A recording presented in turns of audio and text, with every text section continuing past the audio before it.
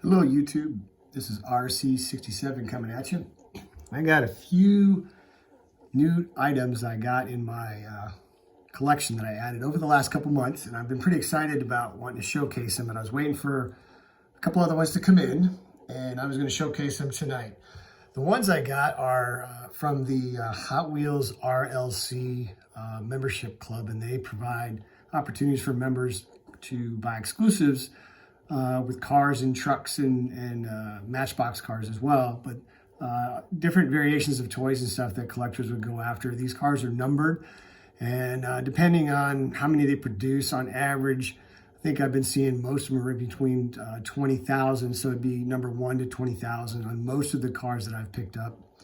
But I've been waiting to kind of showcase this because I picked up about 3 or 4 in the last few months, and I really kind of want to put a showcase video for these cars. And the first one up I have here is a 1970 Mustang Boss 302. It's a beautiful car. It's got kind of a goldish orange color to it, the black racing stripe down it. And this was a club exclusive, but a little history on the 302, the Mustang, that is. It's a first generation car. This was from 1969 to 1970 in the Boss 302.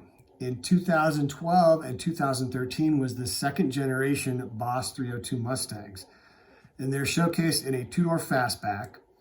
In 1969, it featured a 302 cubic inch, 5-liter engine. Had roughly, probably 325 horse, I believe. And then they had another one. They had an overhead cam engine in a V8 that had a little bit more power as another option that they had for it as well.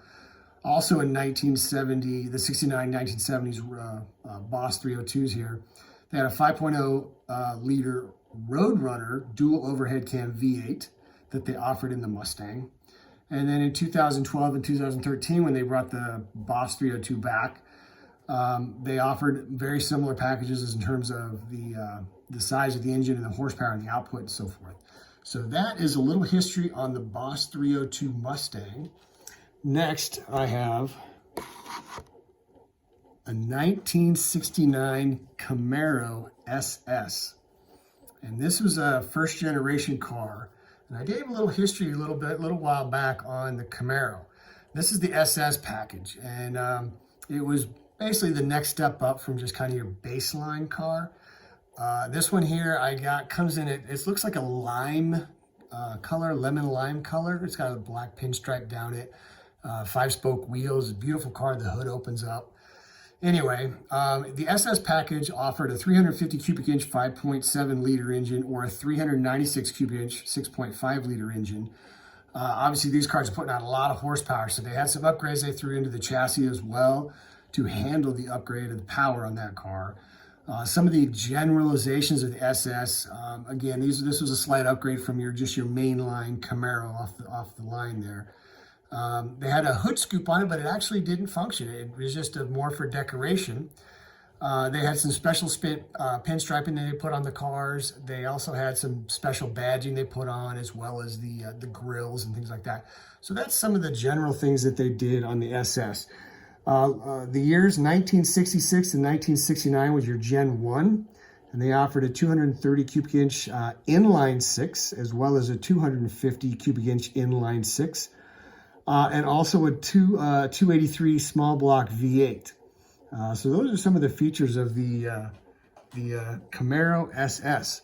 And the next one I want to showcase is this Thunder Rolls semi-truck. And it's a cab over. I don't know if anybody knows the history of a cab over truck.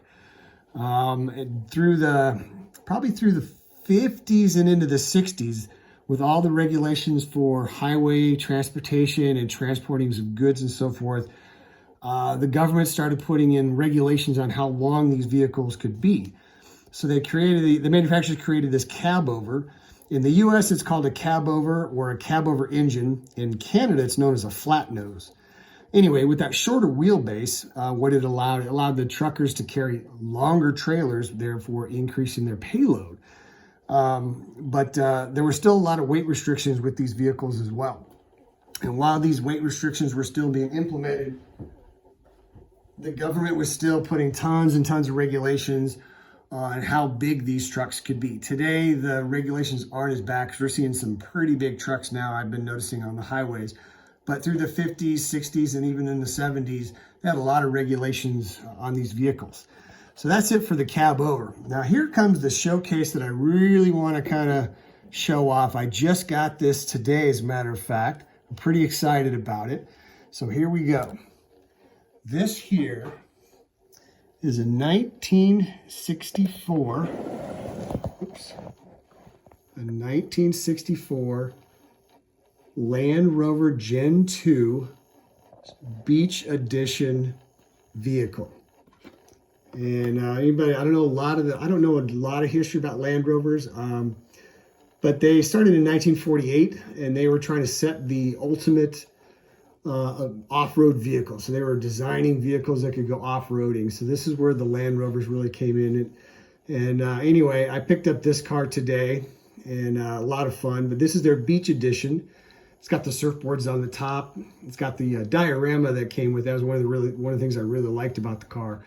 Was it's got the little beach scene on it, and then when you put it back in the box, actually there's a little scene behind it as well. But anyway, if anybody really knows a lot more history on the Land Rovers, I've never really owned a Land Rover.